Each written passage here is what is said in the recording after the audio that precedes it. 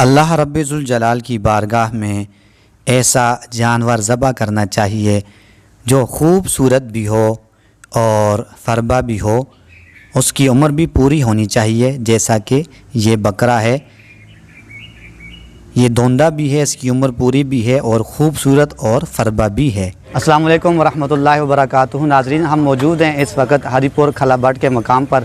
یہاں پر مال و مویشی منڈی لگی ہوئی ہے، لوگ دور دراز سے یہاں پر تشریف لا رہے ہیں اور اپنے جانوروں کو بیچنے کے لیے یہاں پر موجود ہیں۔ ناظرین کرام، اسلام کی روح سے بکری کی عمر یا بکرے کی عمر جب 1 سال کی ہوتی ہے تو اس کی قربانی کرنا جائز ہوتی ہے۔ اسی طرح گائے اور بیل کی عمر جب 2 سال کی ہوتی ہے یا اس سے زائد تو اس کی قربانی کرنا جائز ہوتا ہے، اور اونٹ کی عمر جو ہے وہ 5 سال کی ہوتی ہے تو تب اس کی قربانی کرنا جائز ہوتی ہے۔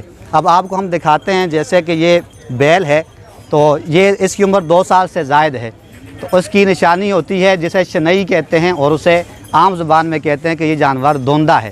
تو یہ ہمارے بھائی ہمارے پاس موجود ہیں، یہ اب آپ کو دکھائیں گے کہ اس کے سامنے کے جو دان ہیں اس سے پتہ چلتا ہے کہ یہ جانور جو ہے اب اپنی دیسی زبان میں جسے دوندا جانور کہتے ہیں یہ وہ ہے۔ تو یہ آپ کو نظر آ رہے ہیں اس کے سامنے کے 2 دان، اس سے پتہ چلتا ہے کہ یہ جانور جو ہے یہ دوندا ہے۔ تو جب بھی جانور خریدیں تو اس بات کا خیال رکھیں کہ اس کی عمر پوری ہے کہ نہیں ہے۔ صحابہ کرام رضوان اللہ تعالی علیہم اجمعین نے بارگاہ رسالت مآب صلی اللہ تعالی علیہ وآلہ وسلم میں عرض کی، یا رسول اللہ صلی اللہ علیہ وسلم، یہ قربانیاں کیا ہیں؟ تو کریم آقا علیہ الصلوۃ والسلام نے فرمایا، میرے صحابہ، یہ ہمارے جد حضرت ابراہیم علیہ السلام کی سنت ہے۔ تو صحابہ اکرام نے عرض کی، یا رسول اللہ صلی اللہ علیہ وسلم، اس میں ہمارے لیے کیا ہے؟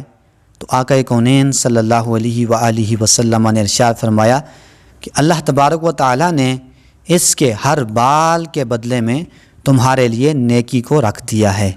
سبحان اللہ۔